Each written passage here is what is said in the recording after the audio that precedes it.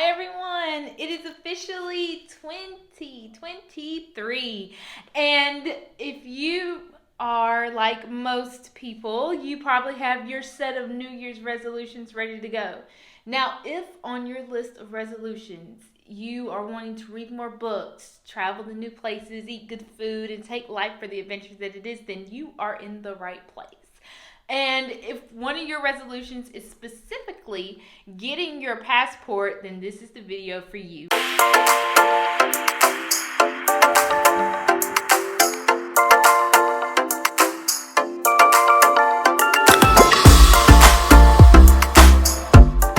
wanted to make this video because I got this unique perspective on kind of the applicant side of getting a passport and the person that is sending off said application.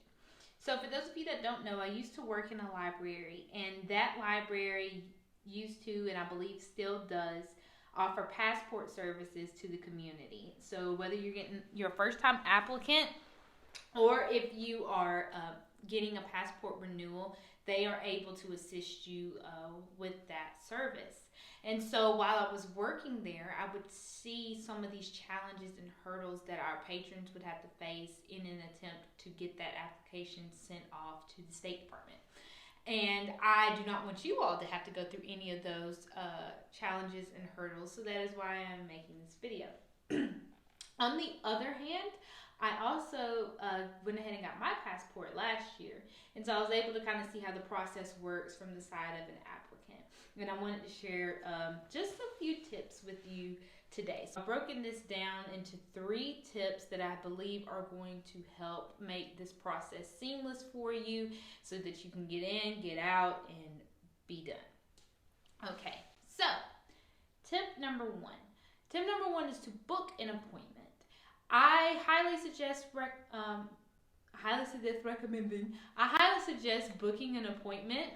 If I am not mistaken, I believe places are still requiring that you book an appointment because due to the pandemic, they were so backed up. It was the only efficient way to make sure everybody got serviced. And so even if some places have gravitated away from appointments only, I still recommend booking an appointment. It just ensures that you don't get looked over. They're prepared for you. They'll have everything that they need to have ready for you when you get there.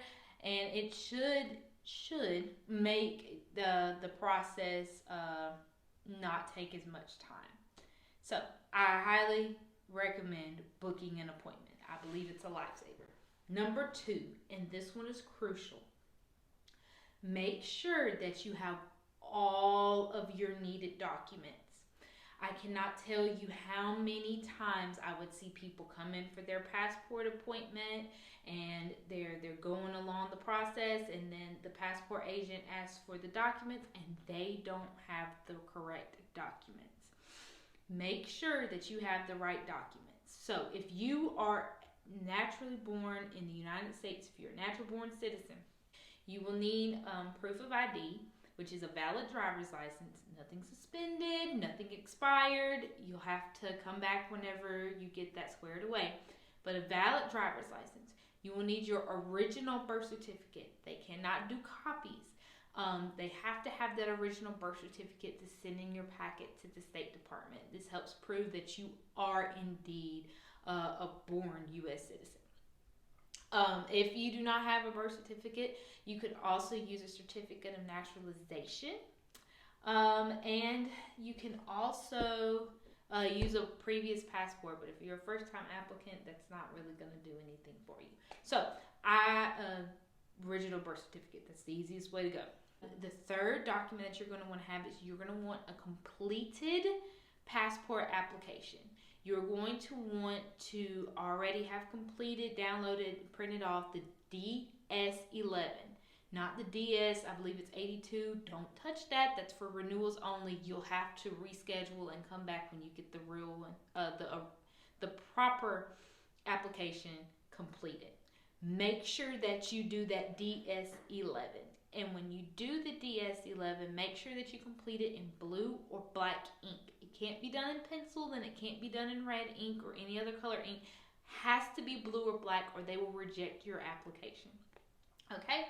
So, valid driver's license, original birth certificate, completed DS-11 form in blue or black ink. Okay? So, my third and final tip for you is to make sure that you have proper payment methods. And you're probably like, what? I know it's a little complicated. So let me kind of break down. Let me summarize the breakdown of the payment structure here. So you're going to have to pay for a various amount of fees, okay? And there's going to, because these fees go to different people, so to speak, there's different payment methods that are allowed and not allowed, okay? So first you will have to pay an acceptance fee and a photo fee if you choose to do your photo with the office that you're getting your passport in. We'll talk about photos in a minute though. So let's say you're getting both of those done. Both of those will be paid to the people that are doing your passport, that are going through the application for you. Those usually can be done in any form of payment. I know the post office, which is where I got mine done, and I have it pulled up right here. They accept credit, debit, cash, whatever, for the acceptance fee and for the photo fee. Okay, then you will have your actual passport related fees. And those go straight to the State Department. The post office doesn't collect those, or your library, or whoever does your passport. They don't hold on to that. They send that along with your application to the State Department. And that is where things get tricky. So the State Department will only accept a check or a money order. Okay? They will not accept anything else. You have to have one or the other to go along with your passport application.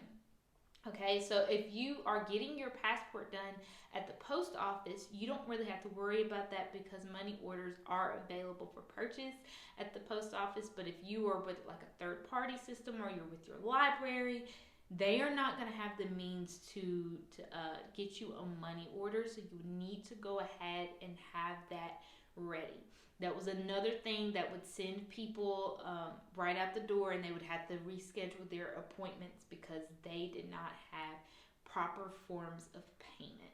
Okay, so check and money order for your actual passport application fees.